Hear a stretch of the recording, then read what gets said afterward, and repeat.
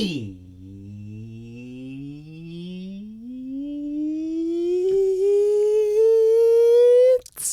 production time.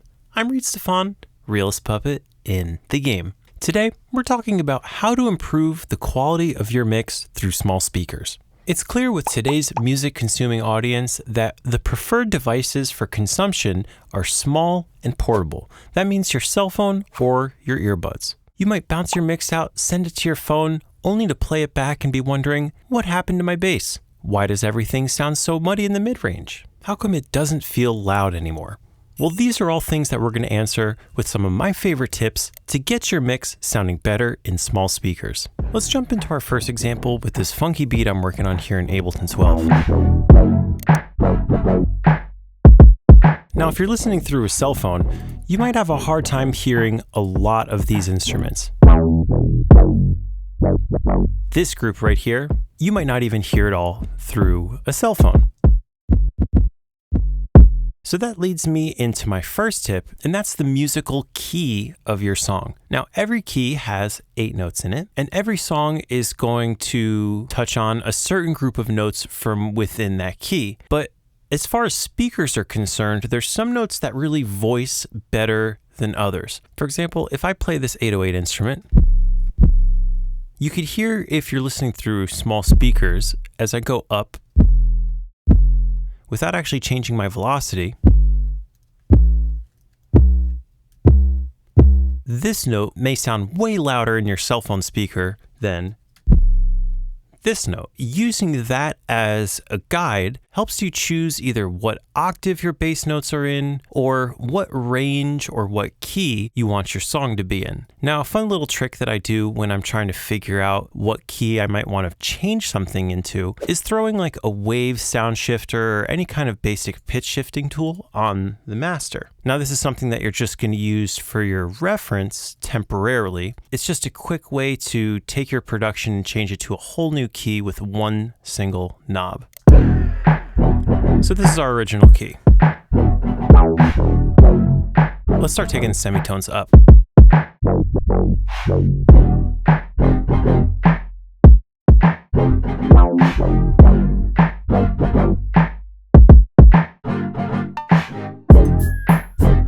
Not mad at that.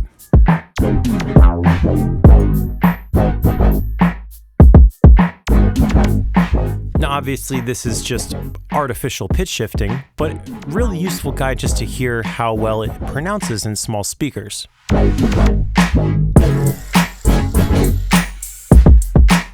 So maybe if I'm struggling with the way this mix sounds in small speakers, I may have just gone down the wrong key or maybe chosen bass notes that aren't on good notes to pronounce through small speakers. But you don't always have the flexibility to change your key in all situations, or sometimes you're mixing somebody else's song and you're not the producer to make those kinds of changes. So what can you do plugin wise to really optimize your mix? Let's go down to the master channel where we could process the entire song all at once. Let's keep our original key and let's drop an EQ on the master like the FabFilter Pro Q3. A lot of times people recommend you cut out bass with a filter, but that might introduce phase shift or nasty artifacts that make your master feel a little bit too EQ'd. So what I always prefer is using low shelves instead. And you could do that by just right-clicking and changing shape to low shelf. Now let's try reducing a little bit of bass here.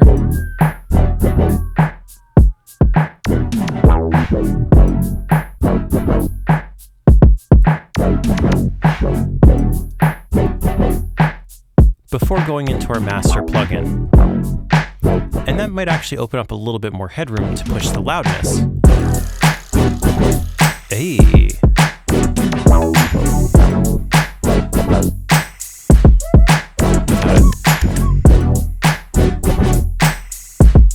A little bit more muffled.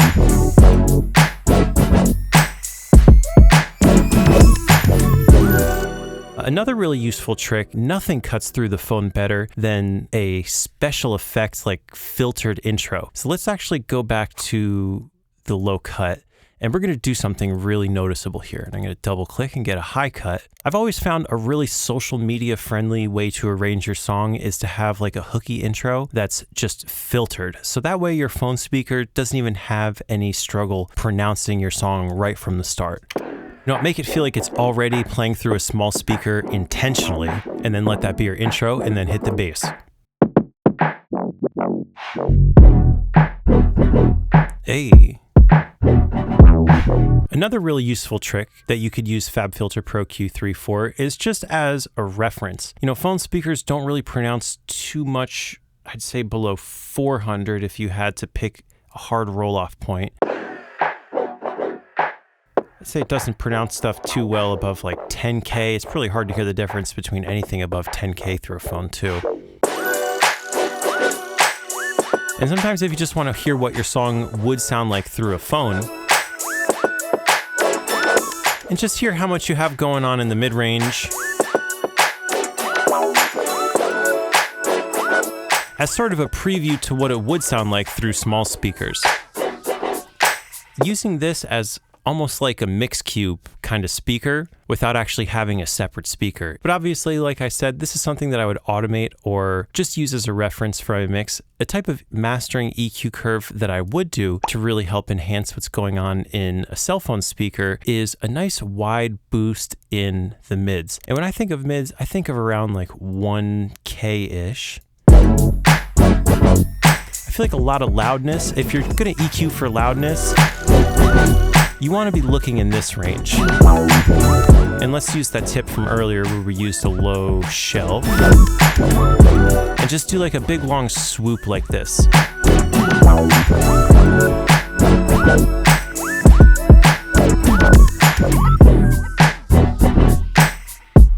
Let's go without it.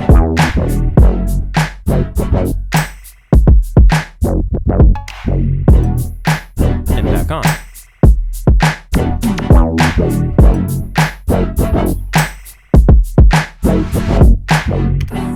Now we're going to keep this EQ curve here because this is something that I would keep on my master if I really wanted to optimize my audio for cell phone speakers. And let's move on to tip number 2, which is saturation. Now you could use a lot of different plugins for saturation. There's tube saturation, tape saturation, transformers, and a bunch of other flavors as well. But what I really like is a plugin that allows me to pick between all sorts of different flavors in one. And one of my favorites that I've been using recently is called Alkane by California Dynamic. Let's drop this in between our EQ and our master limiter. Alkane, like many other saturation plugins, has very simple controls where you're increasing the input gain to get more coloration out of your saturation.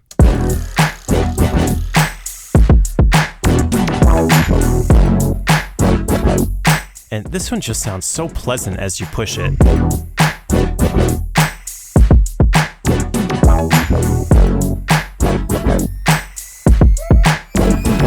And the tape saturation preset happens to be a great choice for this kind of music, but let's also explore transformer.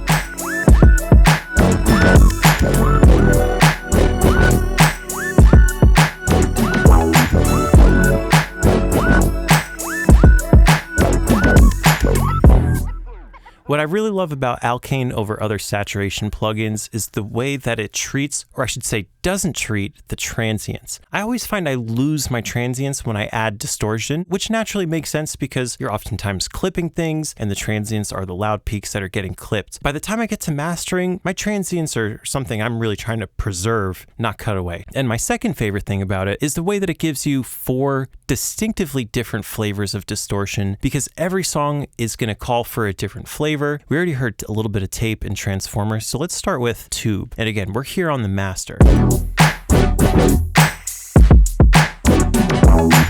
This one's very mid-range heavy. Ooh. Now let's switch to tape. I could feel more dynamic control in this one, behaving more like a tape machine would.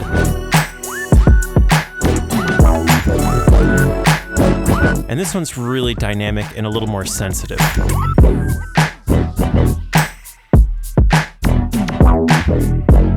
Let's check out synth distortion.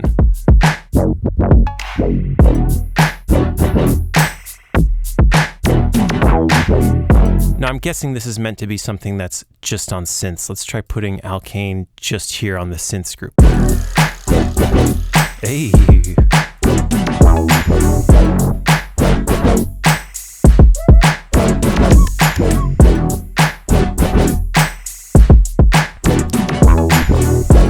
Had some shine to these synths too.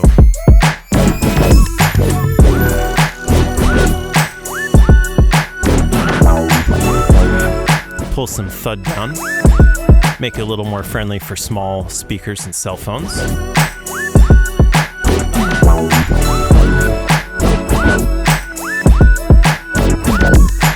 And another really useful feature that this has is filtering built right into the plugin. This is useful because you may not want any low end in these synths, because we've already got plenty of low end coming from the kick and bass group. So maybe as you distort them, you might process them with a little bit of a low cut, just to clean that up.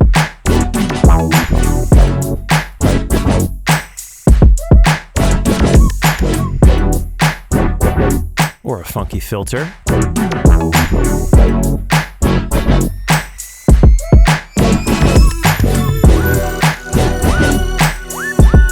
I love combining filtering and distortion together, so anytime a plugin gives me both of those options in one, I'm all for it. I think for synths, I'm going to leave this preset here, and then on my master, I'm going to go and add a little bit more using the tape preset. I love the dynamic squeeze feel that you get when you add tape. It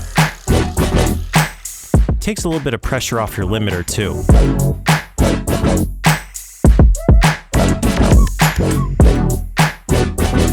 And since we're adding some grit with the second one, let's pull down this one a little bit.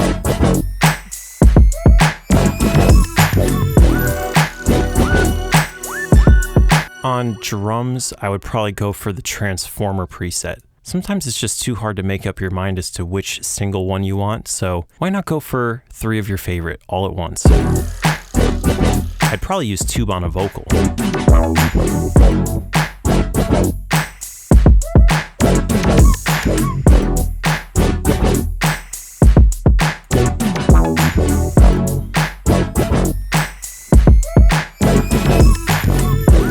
And there's so many songs that you hear today circulating around social media that have really heavy distortion on it, used intentionally. It's a great attention grabbing mechanism. It just makes it feel loud. It makes it feel really energetic. Sometimes being heavy-handed on purpose as a stylistic choice really pays off when you're in the context of scrolling through a social media platform. You know, while some people may be hearing this and saying, oh, you're distorting it, you're ruining it, there's other whole genres of entertainment, like what you hear with rap music and even people who are streamers playing gaming content. Even the way their microphone sounds is extremely distorted. They purposely use the distorted one because of how much better it grabs people's attention. So you can use that mentality in your music too, and be a little naughty with your distortion when you're mixing and balancing your master and the groups in your track. If you want to try Alkane, I do have a special promo code for 25% off. Just type in Reid Stefan at checkout at californiadynamic.com. So we've talked about EQ and saturation. Next, let's talk about stereo width.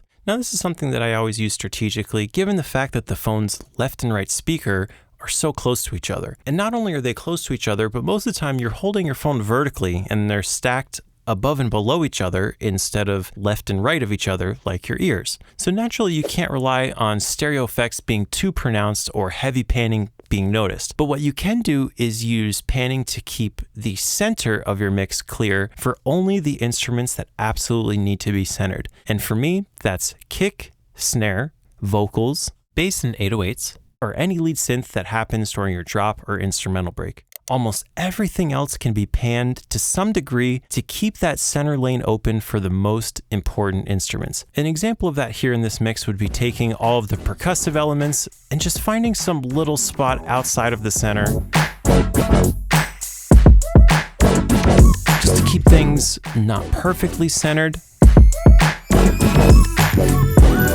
Or if you don't want to pan the whole track, something that I often do in my sampler is enable the pan randomization. Now this makes it so that as you play the instrument,